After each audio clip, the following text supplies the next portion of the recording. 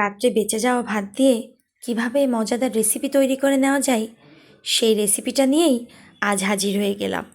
হ্যাঁ, নিশ্চয়ই বুঝতে পারছেন, আমি এখানে ভাত ভাজা করে নিয়েছি, সাথে ছিল ডিম ভাজা। প্রথমে আমি কড়াইতে তেল গরম দিয়ে নিলাম। এই তেলটা যখন একটু গরম হয়ে আসবে ঠিক সে পর্যায়ে দিয়ে দেব কুচি করে রাখা পেঁয়াজ। এই পেঁয়াজটাকে তেলের মধ্যে খুব সুন্দরভাবে ভেজে নিতে হবে। খেয়াল রাখতে হবে এই পেঁয়াজটা যেন কোনো অবস্থাতে কাঁচা না থাকে। কাঁচা অবস্থায় যদি আমরা ভাতগুলোকে এর মধ্যে দিয়ে দিই তাহলে কিন্তু ভাত ভাজায় অতটা টেস্ট আসবে না। এই পেঁয়াজটা যখন একটু ভাজা ভাজা হয়ে যাবে এর মধ্যে আমি দিয়ে দেবো কাঁচা ঝাল। আর এই রেসিপিটাতে শুকনো ঝাল ব্যবহার না করে যদি আপনি কাঁচা ঝাল ব্যবহার করতে পারেন তাহলে এই ভাত ভাজার টেস্টটা কিন্তু অনেক বেড়ে যাবে। আমি এর মধ্যে লবণ অ্যাড করে দিলাম। এবার একটু নাড়াচাড়া করে নিচ্ছি, সাথে অ্যাড করে দিচ্ছি হলুদ। এটা আপনারা প্রয়োজন মতো ব্যবহার করবেন, আর লবণটা স্বাদ মতো দিলেই চলবে।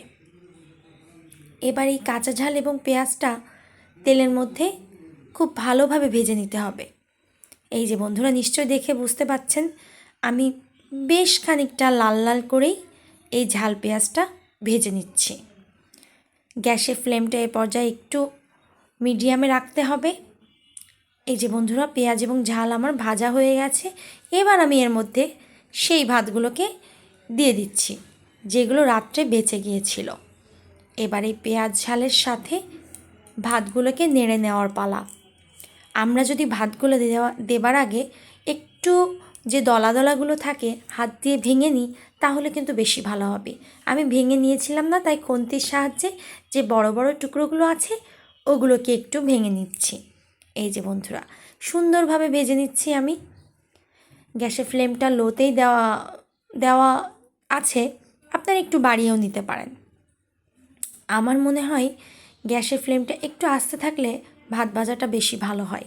আর যদি জোরে দিয়ে ভাজতে যান তাহলে কিন্তু এগুলো পুড়ে যাবে, আর পুড়ে গেলে আসল যে টেস্ট ভাত ভাজার সেটা আপনি পাবেন না।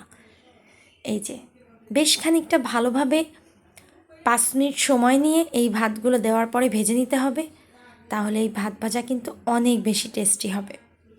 এই যে বন্ধুরা, একটু ঝাল ঝাল ভাত ভাজা, সাথে যদি থাকে ডিম ভাজা তাহলে তো কথাই নেই। পেঁয়াজ ঝাল কেটে ডিমটাকে আমি গুলিয়ে নিয়েছি। এবার আমি তেলের মধ্যে ডিমটাকে ঢেলে দিলাম। এটা যখন এক পাশ ভাজা হয়ে যাবে তখন আমরা এভাবে উল্টে নেব।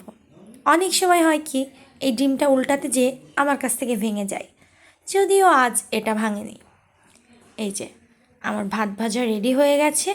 এবার আমরা এই ভাত ভাজার সাথে ডিম ভাজা খেতে পারবো। কি বন্ধুরা, দেখেই নিশ্চয়ই বুঝতে পাচ্ছেন অনেক টেস্টি হয়েছে এই ভাত ভাজার সাথে